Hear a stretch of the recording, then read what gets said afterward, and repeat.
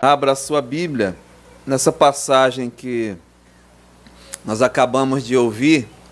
Eu gostaria de ler apenas 2 versos e, após a leitura, nós faremos uma oração. Atos dos Apóstolos, capítulo 4, verso 11 e 12. Diz assim a palavra de Deus: Este Jesus é pedra rejeitada por vós, os construtores, a qual se tornou a pedra angular.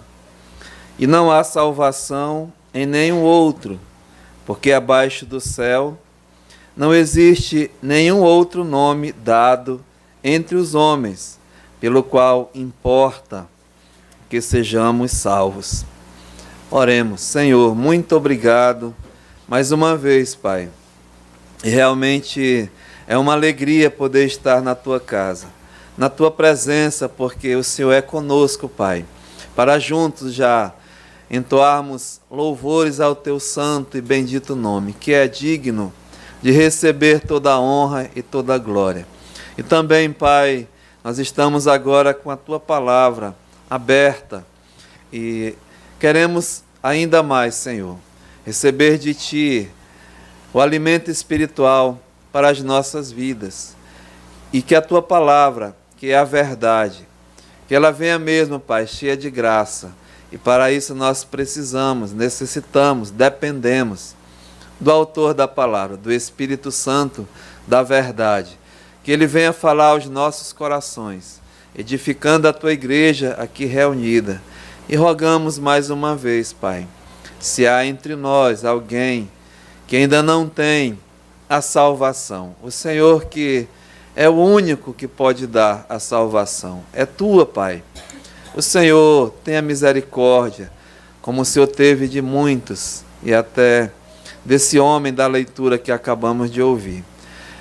Faça, Pai, a Tua vontade hoje à noite. Tu és um Deus presente, e assim, que seja mesmo para glorificar o Teu nome. Aceita a nossa gratidão. No nome de Jesus, amém. Podemos assentar. Amados irmãos, sempre nos domingos à noite, nós trazemos mensagens, palavras, a palavra de Deus. E a preocupação nossa, como temos frisado aqui, é que você realmente entenda aquilo que Deus tem, aquilo que Deus quer, aquilo que Deus preparou para todos os homens. Nós somos pecadores. Só há pecador nesse mundo, só nasce pecador nesse mundo. E carecemos muito da graça, da misericórdia de Deus. E aqui nós vemos essa passagem, o início da igreja, a igreja verdadeira de Jesus Cristo, ali em Jerusalém. Jesus deixou os seus discípulos, os seus apóstolos, para levarem uma mensagem, as boas novas, o Evangelho, as boas novas de salvação a todos, sem exceção. E aqui nessa passagem, 2 dos seus discípulos, dos seus apóstolos, Pedro e João, eles estão mesmo fazendo a obra, fazendo o trabalho que Jesus deixou que eles fizessem. E eles, a certa altura, foram orar no templo, a oração. E ali havia um mendigo, um homem coxo, já de nascença, em que deixavam ele ali à porta para, assim, receber esmolas, né? E nós vemos até nos nossos dias uma pessoa necessitada, uma pessoa mesmo em vários locais até da nossa cidade, que fica mendigando, pedindo algo, né? E Pedro e João olharam para aquele homem e eles perguntaram a ele, né, o que ele queria. E claro, ele estava querendo alguma coisa. E Pedro e João falaram: nós não temos prata e nem ouro, mas aquilo que nós temos, isto nós te damos. Em nome de Jesus, né? Levanta, anda, enfim. E ali houve esse milagre, um milagre. E esse homem levantou, saltou de alegria e realmente foi beneficiado com a misericórdia de Deus. E Pedro, né, assim foi chamado a atenção, nós lemos aqui, pelas autoridades, pelos sacerdotes, e perguntaram a ele com que autoridade, né? Diz aqui no verso 7 do capítulo 4, com que poder, em nome de quem fizeste isto? E Pedro aqui diz no verso 8, cheio do Espírito Santo. Muitos falam, né, e acredito sim é verdadeiro, o livro de Atos dos Apóstolos poderia ser mesmo descrito como os atos do Espírito Santo através dos apóstolos. Então, é fato. Então diz aqui, né, Pedro, cheio do Espírito Santo, lhes disse, autoridades do povo e anciãos, os sábios, né? Visto que hoje somos interrogados a propósito do benefício, da benevolência, do bem feito àquele homem enfermo e do modo por que foi curado, tomai conhecimento, saibam, né? Vós todos e todo o povo de Israel dessa cidade, que não foi eu, Pedro, nem João, que nós não temos autoridade nem capacidade, mas quem fez foi Jesus Cristo, né? Em nome de Jesus Cristo, o Nazareno, a quem vós crucificastes, a quem Deus ressuscitou dentre os mortos. Sim, em seu nome é que está curado perante vós. Então, amados, é uma história real, um fato, e esse é o papel da Igreja de Jesus Cristo, dos discípulos, dos seguidores do nosso Senhor e Salvador. E hoje à noite nós não estamos fazendo nada além do que isso, né? E eu gostaria de repetir a pregação do Pedro, né? Do apóstolo Pedro, a palavra de Deus. Nós não vamos inventar nada.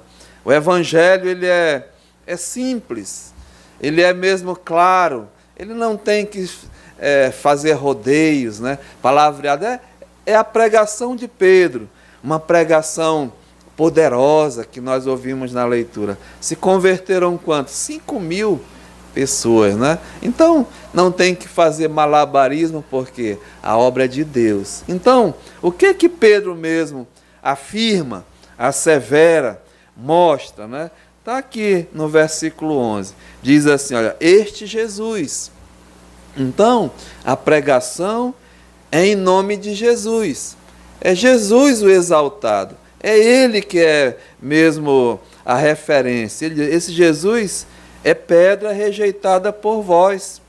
As autoridades, os anciãos, rejeitaram a Cristo. A ponto mesmo como Pedro acusa, né, de terem mesmo matado Jesus Cristo, escarnecido essas autoridades. Esse Jesus é a pedra rejeitada por vós, os construtores, a qual se tornou a pedra angular, ou seja, a pedra principal de um edifício. Ele está falando de um edifício aqui, mas não material, né? Um edifício espiritual, que é a igreja. E a afirmação do Pedro, e hoje à noite é essa mensagem que Pedro pregou, e eu apenas vou repetir. Esse Jesus, diz aqui, verso 12, e não há salvação em nenhum outro. Primeira coisa que Pedro está dizendo, que Jesus, ele é mesmo o único Salvador. Essa é a mensagem. Jesus é o único Salvador. E não há salvação em nenhum outro. Ou seja, não procure. Né? Você hoje à noite que está aqui, talvez, o que é essa salvação? Né? Mas não procure em nenhum outro, porque não existe, não há salvação em nenhum outro. Este Jesus, ele mesmo afirma em João capítulo 14, versículo 6, ele diz: eu sou o caminho, não há outro caminho que leve a Deus. Sou único, eu sou o caminho. Ou seja, não existe caminho outro que leve a Deus senão Jesus Cristo. Aliás, os homens, eles acham que há, né? A Bíblia diz que há caminho ao homem que parece direito, parece correto, mas que no final dá em morte. São caminhos de morte. Provérbios 16, 25. Ou seja, é uma falsa aparência, né? Muitas pessoas confiam naquilo que estão fazendo, no seu caminho que ele está indo, porque traz, de certa forma, assim, uma aparência, né, algo momentâneo. Tá tudo bem, eu estou indo no caminho certo. Olha, meu amado, não há outro caminho senão Jesus. E a Bíblia diz: aos loucos, a sua impressão, até de bem-estar, leva à perdição, à morte. Então não procura, né, outro caminho que não há. Aqui mesmo diz: há um só, há um único, que é Jesus, o Salvador. Não procure em outra religião, porque religião nenhuma salva ninguém. Religião nenhuma tem o poder de salvar um pecador, de forma nenhuma. Aliás, Jesus disse nesse mesmo verso de João 14, 6, eu sou o caminho e a verdade, né? A verdade, ou seja, muitas religiões ensinam que elas levam, né, ao mesmo caminho, ao caminho do céu. Mas fique certo que religião não salva ninguém, igreja não salva ninguém, pastor não salva ninguém. Então isso é bem enfático, né? Essa é a afirmação assim de Pedro. Ou seja, Jesus é a verdade. Ele diz assim, está escrito na frente dessa igreja aqui: e conhecereis a verdade, e a verdade vos libertará. Então, muitas religiões, né, ensinamentos, são falsos, são mentirosos, de uma vez que a centralidade não é Cristo, não é Jesus, não é o Salvador. E tenha muito cuidado, né, porque muitos estão sendo enganados por muitos falsos. O próprio Senhor Jesus, quando ele assevera: eu sou o caminho e a verdade, porque há muitas mentiras sendo espalhadas aí, né? E quem é o pai da mentira? É o diabo, é o Satanás. Ele é o autor, ele é o mentiroso, né? É mentiroso desde o princípio. Então, muito cuidado.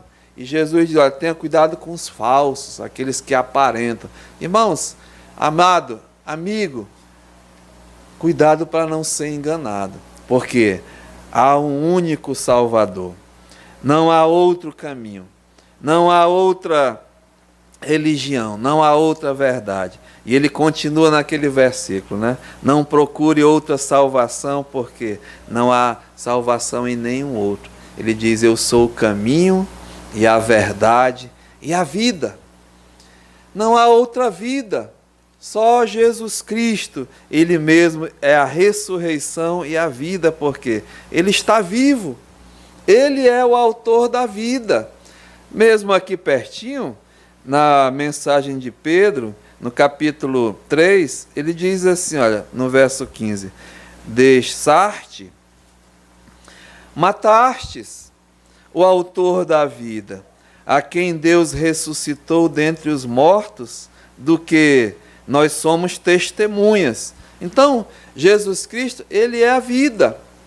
Não há salvação em nenhum outro. Então, essa é a mensagem de Pedro, né? Simples, mas bem direta e afirmativa. Verso 12 de capítulo 4. E não há salvação em nenhum outro. Ou seja, Jesus, Ele é o único Salvador. Mas o nosso verso continua. essa mensagem de Pedro. Ele diz, olha, porque abaixo do céu não existe nenhum outro nome dado entre os homens, pelo qual importa que sejamos salvos, né? Jesus aqui agora, ele é o único mediador, não é isso que está dizendo, olha, porque abaixo do céu não existe nenhum outro nome dado entre os homens. Não há. Não é um fato, não é uma afirmação concreta, clara, evidente. Então, é isso que ele está dizendo, não há outro mediador. O único mediador é Jesus, ou seja, não há outro nome. E muitos ensinam, né, você ouve por aí, que há outros mediadores, outra medianeira entre Deus e os homens. E estão ensinando, né, uma das maiores igrejas até no mundo, ensina que a mãe terrena, né, aquela que foi usada por Deus para trazer à luz um corpo perfeito de Jesus Cristo, ela é a medianeira. É ela mesma que faz a mediação entre Deus e você. Nós aprendemos isso até no nosso país. E dá-se o nome dela, né? Aliás, vários nomes. Uma vez eu fiz uma relação aqui de nomes, né? E tem Maria de Fátima, Maria das Dores, Maria Aparecida, Marias e várias Marias. Ninguém está ofendendo, não. Mas o apóstolo Paulo, ele diz, há um só Deus e um só mediador entre Deus e os homens. E dá o nome dele, né? Jesus Cristo, homem. Então, meus amados irmãos, há um só mediador que é Jesus Cristo. E Jesus é o único porque ele é diferente de todos. Algo especial nessa pessoa de Jesus Cristo, Deus. Primeiramente, por quê? Porque o seu nascimento foi especial. Ele não nasceu como você e eu nascemos nesse mundo, né? Lembra que Adão e Eva, eles não nasceram, mas foram criados, né? Mas o nascimento a partir dos filhos de Adão e Eva já foram um nascimento carnal, de um homem com uma mulher.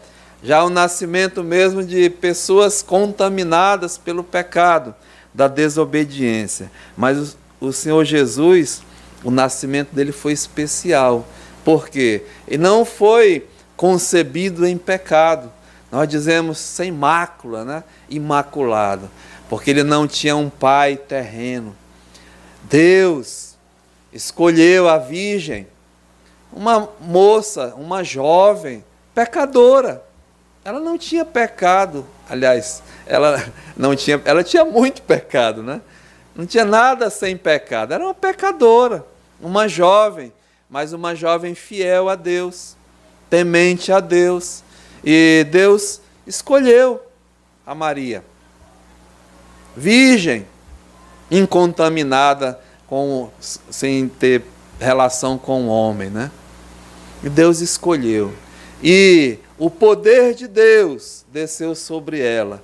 E o Espírito Santo ali gerou, fecundou um ente especial, né? Foi um ente santo. E ali Jesus Cristo recebeu um corpo sem pecado, imaculado. Então, diferente, né, de todos nós, até da Maria. A Maria nasceu, ela tinha um pai e uma mãe, pecadora. Pedro, Paulo, João e todos os que se dizem santos, né, pecadores. Mas Jesus não. Seu nascimento foi diferente. A sua vida foi diferente. Ele viveu nesse mundo. E a Bíblia diz que ele viveu como um santo, como um justo, ou seja, não foi contaminado pelo pecado, incontaminado. Bem aqui pertinho, né, nesse capítulo 3 e no verso 14, na pregação do Pedro, Ele diz, olha, vós, porém, negastes o santo. Está falando de Jesus Cristo, o santo, né? O justo. E pediste que vos concedessem um homicida. O mundo, os judeus trocaram um justo, um santo, pelo homicida, né? Fizeram uma escolha entre Jesus e o salteador, o bandido Barrabás. Mas aqui diz a Bíblia, ele era santo e ele era justo. Como nós sabemos, irmãos, a própria Escritura declara, a sua vida é incontaminada pelo pecado. Da sua idade de nascimento até o 30º ano de Jesus Cristo, foi anos assim ocultos, né? Não revelados publicamente. Como é que foram esses anos? Desde o pequeno Jesus até a idade adulta, né? Ele não pecou. Interessante. Jesus tinha irmãos, uma família normal, pai e mãe, mas não pecar? Eu vejo lá em casa, vou começar de mim, né? Eu tenho 7 irmãos, irmão. Era uma confusão lá em casa, né? Uma briga, e irmãos brigam mesmo, né? Um tal. Imagina Jesus. Tinha vários irmãos, não pecou, né? Meus filhos, às vezes eu tenho que apartar lá o negócio. Mas Jesus não pecou. Uma vida, né? Obediente aos pais. Eu fico pensando, né? Obediente aos pais. Perfeição. Já pensou, irmãos? Né? Por que eu digo isso, que ele não pecou? Porque quando ele foi batizado, a palavra de Deus diz que abriu os céus. Veio uma voz, como voz de trovão, e diz: este é o meu filho amado, em quem me comprazo, em quem tenho prazer. Deus não jamais se compraz com o pecado, atestando mesmo que Jesus era um santo, era um justo. E o seu ministério revelado, a Bíblia mesmo fala, né? Antes da morte de Jesus ao Calvário, ele foi a um monte, levou testemunhas, né? Pedro, João e Tiago, e ali foi transfigurado, como se fosse o céu ali, né? E veio uma voz, a voz de Deus: este é meu filho amado. Aí ele ouviu, atestando mesmo a pureza, a santidade de Jesus Cristo. Uma vida mesmo incontaminada, diferente de todos, né? Não só isso, mas a sua morte. O justo morreu por nós, os injustos, né? Morreu mesmo os seus acusadores, o seu juiz declarou uma sentença: eu não vejo nele crime algum. Não tinha, né? Mas foi morto injustamente, uma morte mesmo, uma morte vicária, uma morte que foi a sua entrega, diferente. A sua ressurreição, né? Jesus Cristo, o único nesse mundo aqui que venceu a morte, ressuscitou, está vivo. Aí você diz assim: mas ele ressuscitou outras pessoas, não foi? Mas eles morreram de novo. Jesus, o único que está vivo, é incontestável isso. Onde está os grandes aí, né? Vamos aqui. Onde é que está o Buda? Tem um túmulo lá dele, né? Onde é que está o Maomé? Onde é que está o Pedro? Onde é que está a Maria? Todos estão aqui ainda, irmãos. Mas o único que ressuscitou, está vivo, é Jesus Cristo. E ele vive. E a Bíblia diz que ele intercede por nós. Então, não há outro nome, né? Quando a Bíblia diz aqui, olha, o Pedro: porque abaixo do céu não existe nenhum outro nome dado entre os homens. Jesus Cristo, ele é o único Salvador. Jesus Cristo, ele é o único mediador. E aqui termina o nosso verso, diz assim, olha, pelo qual importa que sejamos salvos. Jesus Cristo, ele é o único que pode salvar o pecador.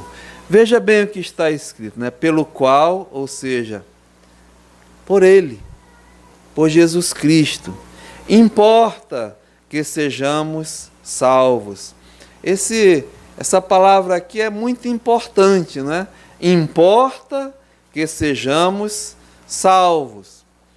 A certa altura do seu ministério, o Senhor Jesus teve um encontro, lembram, com Nicodemos, um príncipe, um dos maiorais lá em Israel, e ele foi, assim, à noite, conversar com Jesus. E disse, mestre, sabemos que tu és vindo da parte de Deus, porque ninguém pode fazer esses sinais, esses milagres, né, que tu fazes, se não for de Deus. E Jesus foi logo, assim, curto e grosso com ele, né? Olha, Nicodemos, tu és um príncipe em Israel, mas em verdade eu te digo que se alguém, né, não nascer de novo, não pode ver o reino de Deus, não pode entrar no reino de Deus. Então, Jesus mostra, né, e mais à frente diz, olha, importa-vos o quê? Nascer de novo. Então, quando Pedro diz aqui, olha, pelo qual importa que sejamos salvos, é uma necessidade de cada homem que nasce nesse mundo. É necessário nascer de novo. Por quê? Por causa da nossa condição. A Bíblia, ela é bem clara, ela mostra, ela revela ao homem a nossa condição diante de Deus. É um livro de redenção, né? É um livro mesmo de ensino das verdades de Deus. Você não vai encontrar em nenhum livro secular isso, né? Mostrando que tu és um pecador que precisa mesmo de salvação. Não, só a palavra de Deus. Há comentários sim, mas a realidade é essa. Então, por quê? Porque nós nascemos já pecadores. A palavra mesmo de Deus mostra, esclarece, né? Somos filhos da desobediência. Os nossos pais, como eu citei, Adão e Eva, eles foram criados, né? Eles não nasceram. Foram criados perfeitos, mas se rebelaram contra o Senhor, desobedeceram a palavra de Deus e caíram. E a consequência da queda, da desobediência, foi o pecado. E a Bíblia diz que assim como por um só homem entrou o pecado no mundo, e pelo pecado a morte, assim também a morte passou a todos, porque todos pecaram. E o pecado é desobedecer a Deus, é ser rebelde contra Deus. E o salário, o pagamento, o preço do pecado é a morte. Então a morte passou a existir, passou a todos os homens. E o fruto, né, de uma união pecaminosa gerou pecadores. Então, a descendência de Adão e Eva, os seus filhos, já nasceram o quê? Todos pecadores, contaminados mesmo pelo pecado. Nascemos sim, irmãos, a Bíblia diz, mortos em ofensas, em delitos e pecados, deficientes, né? Coxos como aquele homem, doentes, mas principalmente doente espiritual, mortos em ofensas e delitos. Não só pecadores por natureza, mas a Bíblia mostra por prática.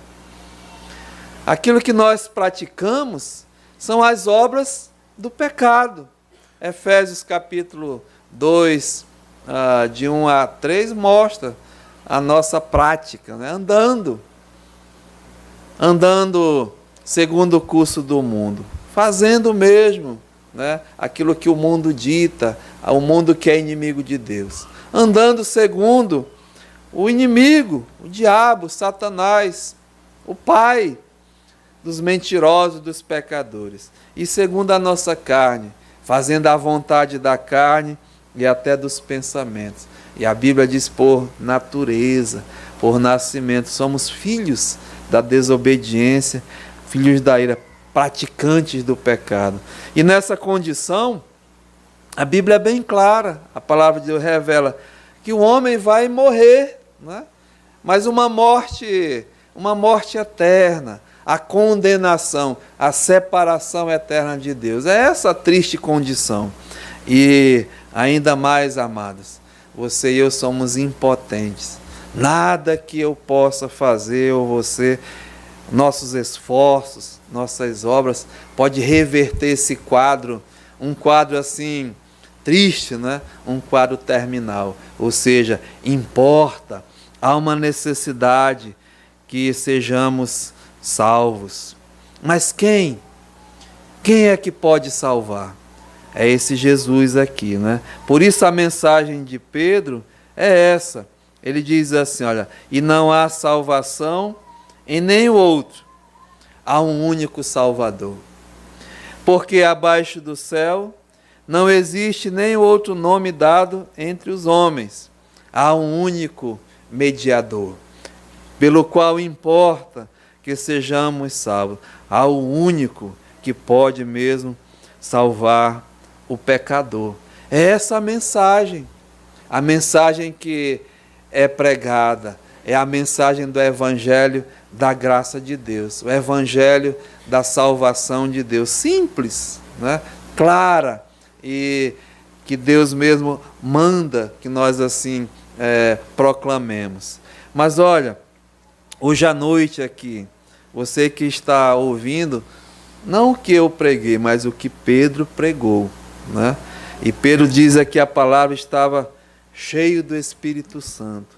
Mas Pedro aqui, ele faz uma acusação séria.